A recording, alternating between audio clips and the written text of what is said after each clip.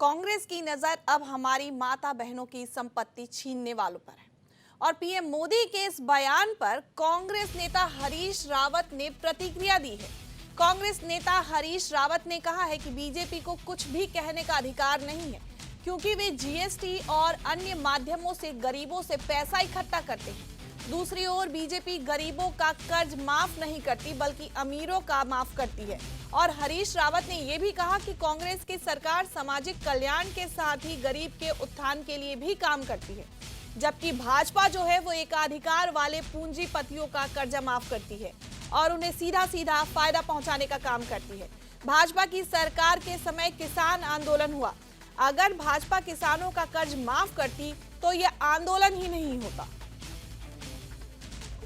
उनके देखिए, भाजपा को कुछ कहने का हक नहीं है क्योंकि भाजपा गरीबों से पैसा वसूलती है, आम लोगों से पैसा वसूलती है, जैसे जीएसटी के माध्यम से और दूसरे माध्यमों से वसूल रही है। और दूसरी तरफ पूंजीपतियों का, बड़े बड़े कैपिटलिस्टों का, एकाधिकारवादी जो मोनोपोली कैपिटलिस्ट हैं, उनके कर्ज को माफ करने का काम करती है। वो किसान का कर्ज माफ नहीं करती, वो छोटे व्यापारी का कर्ज माफ नहीं करती, गरीब का कर्ज माफ नहीं करती है। वो केवल मोनोपोली जो कैपिटलिस्ट है उनका कर्ज माफ करती है।